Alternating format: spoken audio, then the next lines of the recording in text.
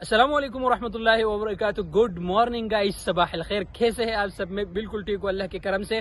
दोस्तों, जैसा कि आपको पता है कि मैं वक्तन फ़वक्तन आप लोगों को व्लॉग में सऊदी अरब की जो खूबसूरती है वो आपको दिखाता हूँ दोस्तों।